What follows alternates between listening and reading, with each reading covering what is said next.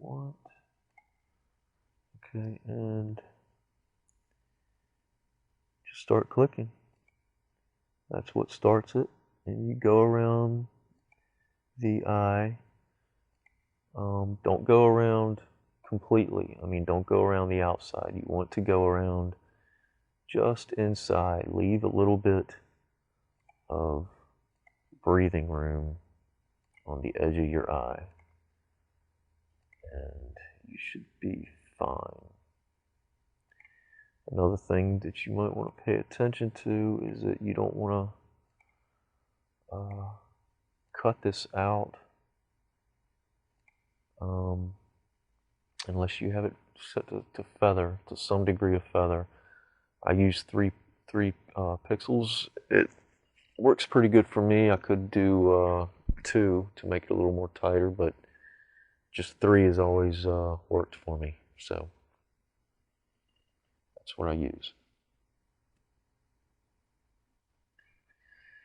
Now, to make multiple selections, that's a minus. Come on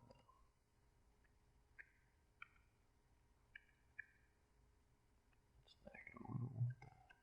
There we go. You see a little plus sign? You have to hit shift, and that's when you see that guy come up. And you need to hold that down when you start your other selection so that your other selection will stay intact. Because that's what you want. Remember to try to stay within a little bit of the eye. Just stay off the line there, just within it.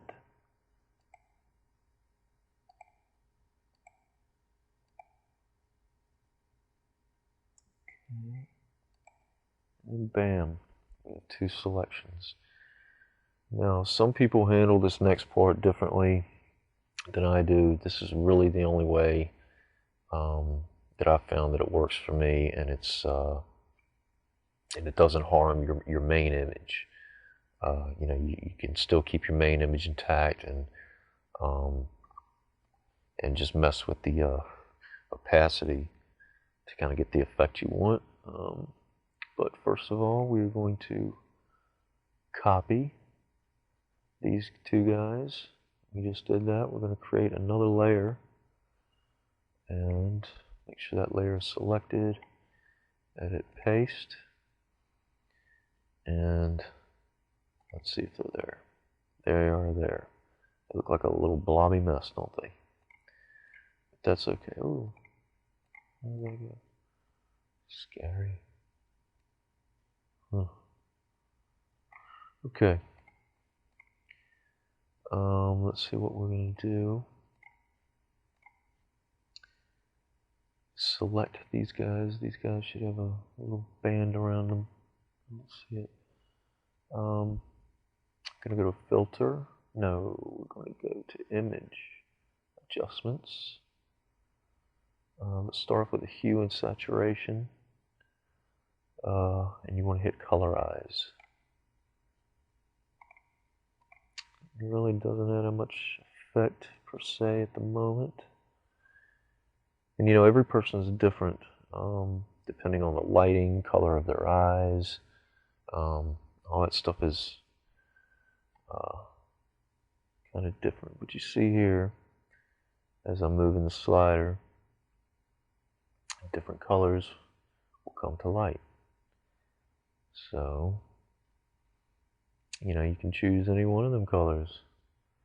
The world is your color. Choose one. So, what are we going to choose?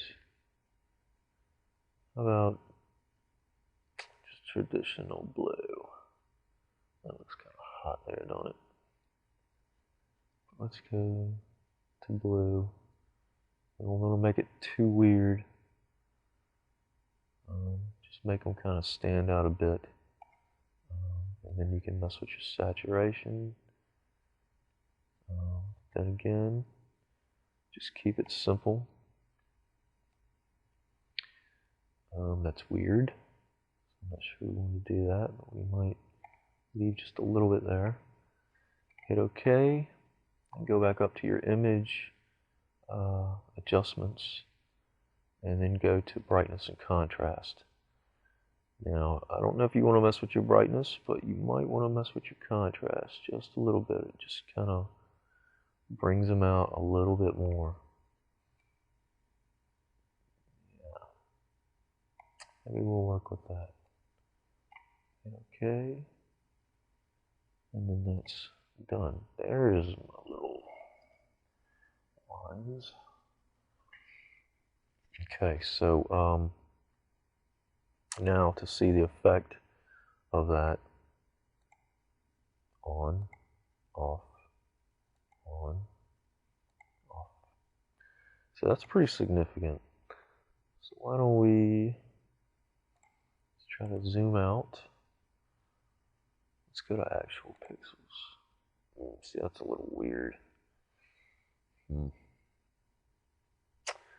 But in that case, let's bring down the opacity a bit. Let's start at like maybe around 50%.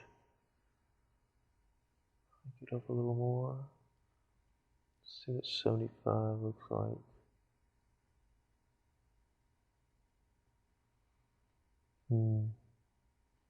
Almost looks natural. Yeah, let's take it down to 60 something, 65. Call that done.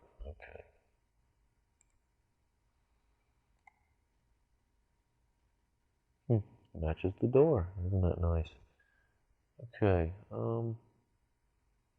I think that's it. I'm trying to think if I'm forgetting anything, but yeah, you just want to prep your image